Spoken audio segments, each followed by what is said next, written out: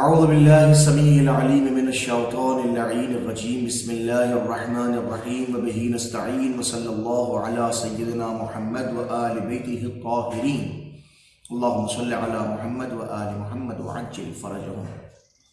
طلاب عزیز، کل ہم نے آپ کی خدمت درس میں اہم ترین شرط کی طرف آپ کے اذہان عالیہ کو متوجہ کیا تھا اور ہم نے کہا تھا کہ آپ حضرات زکوٰۃ کے وجوب کے سلسلے میں جو 4 اہم شرطیں ہیں ان کو غور و فکر سے کام لیں۔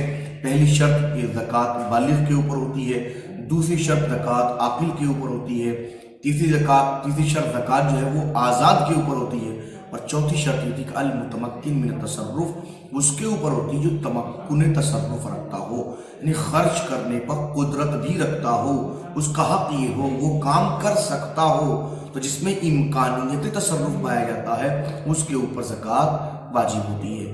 آج زکوٰۃ کہاں سے کس کس پہ واجب ہوتی ہے آئیے ملاحظہ فرمائیے۔ زکوٰۃ کن کن جانوروں کو واجب ہوتی ہے اس کا سلسلہ شروع کیا جا رہا ہے۔ ملاحظہ فرمائے، کتاب آپ کی اسکرین کے اوپر ہے، دقت فرمائیے، تأمل فرمائیے، جو سمجھ میں نہ آئے ہم سے دریافت کیجیے، کتاب اسکرین پر ہے، ملاحظہ فرمائیں۔ وفي الأنعام الجار يتعلق بالفعل السابق أي تجب الزكاة بشرطها في الأنعام الثلاثة الإبل البقر والغنم بأنواعها من عراب وبخاتي وبقر وجاموس إلى ما شاء الله۔ گفتگو جناب علی کتاب زکوٰۃ سے متعلق چل رہی تھی اور ہم نے 4 شرطیں خدمت میں پیش کی تھیں کہ 4 شرطوں کی بنیاد پر جناب علی زکوٰۃ واجب ہوتی ہے۔ اگر 4 شرطیں موجود ہیں تو انسان پہ زکوٰۃ ہوتی ہے۔ نمبر 1 بالغ کے اوپر، نمبر 2 عاقل کے اوپر، نمبر 3 حر آزاد کے اوپر، اور نمبر 4 المتمکن من التصرف، کہ انسان جو ہے وہ تصرف کے اوپر تمکن رکھتا ہو، اس کو باقاعدہ قدرت موجود ہو، اس صورت کے اندر یہ کام ہو سکتا ہے، ٹھیک ہے نا۔ اب بات چل رہی ہے تفصیل سے اس کی۔ فی الانعام، انعام میں، انعام کیا ہے؟ انعام جمع نعم، نعم کی جمع ہے انعام، بفتح النون والعین، بلکہ نعم کہا جائے، نعم نون کے فتح کے ساتھ اور عین کے فتح کے ساتھ، نعم اس کی جمع انعام، ٹھیک ہے نا۔ الابل، ابل کو کہا جاتا ہے انعام، ٹھیک ہے نا۔ اس کا اطلاق جو ہوتا ہے بقر کے اوپر بھی ہوتا ہے، غنم کے اوپر بھی ہوتا ہے۔ لغوی اعتبار سے اس کا اطلاق جو ہے وہ ان دو پہ بقر اور غنم پر بھی ہوتا ہے، ورنہ اس کی جب آپ دیکھیں گے تو یہ اونٹ کو کہا جاتا ہے انعام، ٹھیک ہے نا۔ انعام، نعم جو ہے، نعم نون اور عین میم، نعم، نعم کہتے ہیں اونٹ کو، ٹھیک ہے۔ انعام اس کی جمع نہیں، اونٹوں کے اوپر زکوٰۃ واجب ہے، لیکن اطلاق جو ہوتا ہے اس کا بقر کے اوپر بھی ہوتا ہے اور غنم کے اوپر بھی ہوتا ہے۔ تو فی الانعام، انعام میں زکوٰۃ الجار، یہ فی الانعام ہے نا، فی جار الانعام مجرور، جار مجرور متعلق کس سے ہوں گے؟ ہمیشہ متعلق ہوتے ہیں کسی فعل سے، کسی فعل سے، کہہ رہے ہیں یتعلق بالفعل السابق، اس کا تعلق فعل سابق سے ہے، جو پہلے گزر چکا ہے فعل اس سے تعلق ہے، یعنی اے تجب الزکوٰۃ، زکوٰۃ واجب ہے، تجب الزکوٰۃ فی الانعام، تو تجب کیا ہوا؟ فعل، تجب فعل ہے کہ نہیں ہے؟ تجب فعل ہے، تو اس سے تعلق ہوا فی الانعام کا، جار مجرور متعلق ہوا فعل سابق سے، اے تجب الزکوٰۃ، زکوٰۃ واجب ہو جاتی ہے۔ بشرطہا، اپنی شرطوں کے ساتھ۔ شرط کون کون سی ہیں؟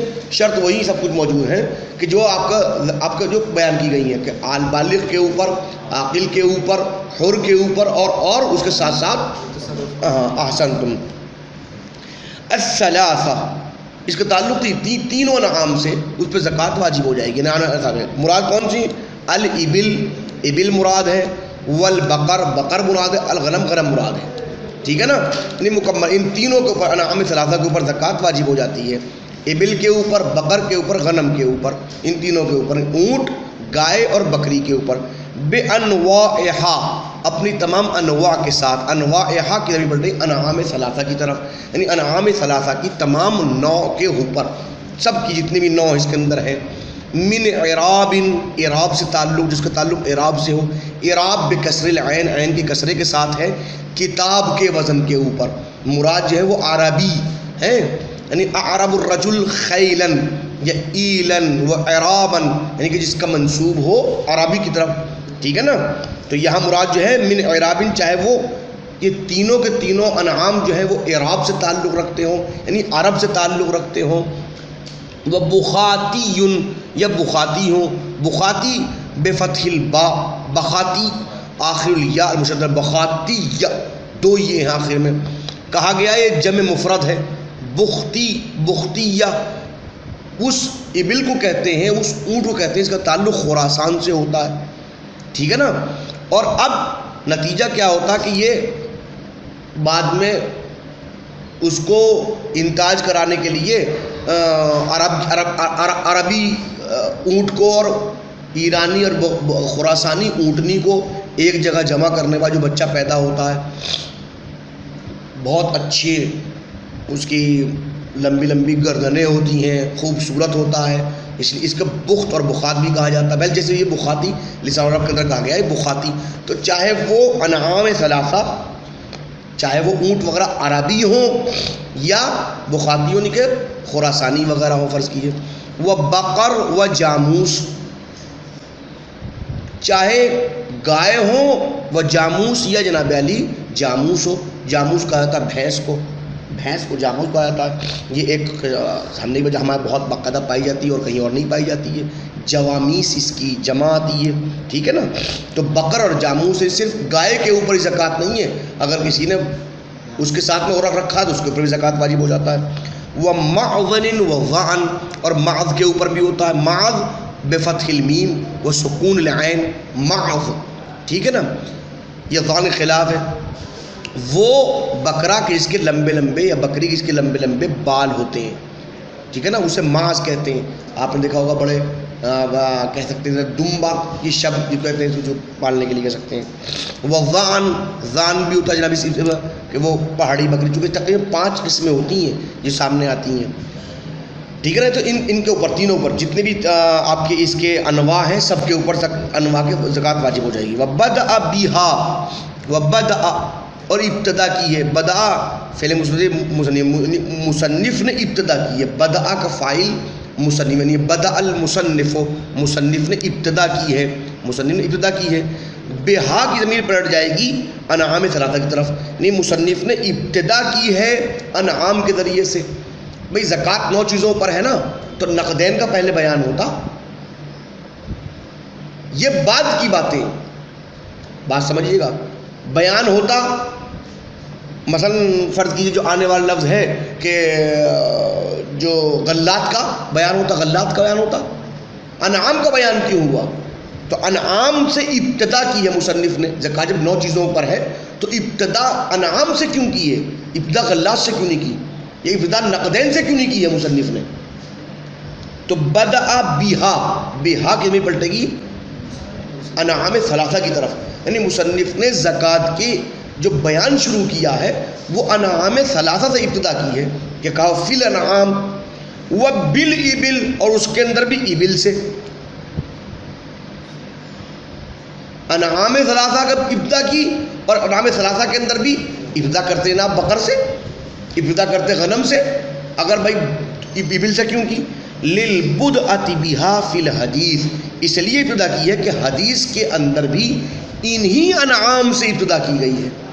تو چونکہ معصوم علیہ السلام نے جب ابتدا کی ہے تو چونکہ مصنف نے ابتدا کی ہے انعام ثلاثہ سے، لہذا مصنف کی نے اس مرحلے کو معصوم کی ابتدا کو دیکھتے ہوئے انعام ثلاثہ ابتدا کی ہے.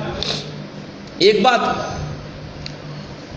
وَلِأَنَّ الْإِبِلْ، اور پھر دوسری بات یہ بھی کہ ابل جو ہے اس منزل کے اوپر جو ابل ہے اکثر اموال العرب، اکثر اموال العرب، عرب کے اموال میں اکثر ترین مال رکھنے والا جانور ہے. کسی کے پاس گھوڑا ہے، کسی کے پاس میں اونٹ ہے، تو جس کے پاس میں اونٹ ہوتا ہے اس کو زیادہ مالدار کہا جاتا ہے. تو عرب کے اندر چونکہ اکثر اموال عرب جو ہے وہ اونٹ ہے، اس لیے اس منزل کے اوپر اونٹ سے ابتدا کی ہے. والغلات الاربع، اور غلات اربع یعنی 4 غلات کے اندر زکوٰۃ واجب ہے. الحنطہ، ایک تو حنطہ ہے گندم، بانواعہا، اپنی تمام انواع کے ساتھ، یعنی اس کے اندر جو کیا کہا جائے گا، جو بھی آ گیا، چاول آ گیا، جتنے بھی جو گندم کے دائرے میں آتے ہیں وہ آ گیا۔ وَمِنْهَا الْعَلَس، اس میں علس بھی آ گیا۔ علس کسے کہتے ہیں؟ علس بفتح العین واللام، علس، عین کے فتح کے ساتھ، لام کے فتح کے ساتھ، ایک دال، دال دال بھی اس میں شامل ہو گئی۔ والشعیر، شعیر آ گیا دوسرے نمبر پہ، ہندا والشعیر، جو آ گیا۔ وَمِنْهُ السُّلَت، اس میں سلت بھی آتا ہے، اور کیجیے گا اس کے اندر سلت میں، سلت کسے کہتے ہیں؟ بفتح السین و سکون اللام، سلط، سلط آئے گا معاملہ۔ یہ بھی شعیر کی ایک ایسا شعری قسم جس کے اوپر جو ہے قشر نہیں ہوتا، اس کے اوپر جو ہے وہ آپ کے چھلکا نہیں ہوتا، اسے کہتے ہیں۔ والتمر، کھجور، والزبیب، انگور، کشمش جو بنتی ہے انگور سے بنتی ہے نا، تو اس کے اندر یہ تو 4 قسم کی یہ غلات آ گئے جہاں بھی آ گئے، تو اس میں ہندا اپنے تمام انواع کے ساتھ، شعیر، تمر اور زبیب، ان سب کے اوپر جو ہے زکوٰۃ ہو گئی۔ والنقدین، اور نقدین کے اوپر، نقدین سے وہ الذهب والفضہ، ذهب اور فضہ۔ ویستحب الزکوٰۃ، اور جناب زکوٰۃ مستحب ہے، دیکھیے یہاں تک تو واجب تھا مسئلہ، ویستحب، اور زکوٰۃ مستحب ہے، فیما، ہر اس چیز کے اندر، تنبت الارض، جو زمین سے اگ رہی ہو، من المکیل والموزون، بشرط یہ ہے کہ وہ کیلو سے بکتی ہو اور وزن میں بکتی ہو، جس کا تعلق مکیال اور موزون سے ہو، جو جس کا تعلق ہاں تل کے بک رہی ہو موزون۔ وہ استثناء المصنف فی غیرہ الخضر، اور مصنف نے استثناء کیا ہے فی غیرہ، فی غیر اللمعہ، لمعہ کے علاوہ باقی اور کتابوں کو استثناء کیا ہے مصنف نے، الخضر، خضر کا، خضر نہیں کہ سبزیاں وغیرہ، سبزیاں وغیرہ کو مصنف نے الگ کر دیا اس منزل کے اوپر، ٹھیک ہے نا، جتنے بھی خضروات ہیں یہ ہے۔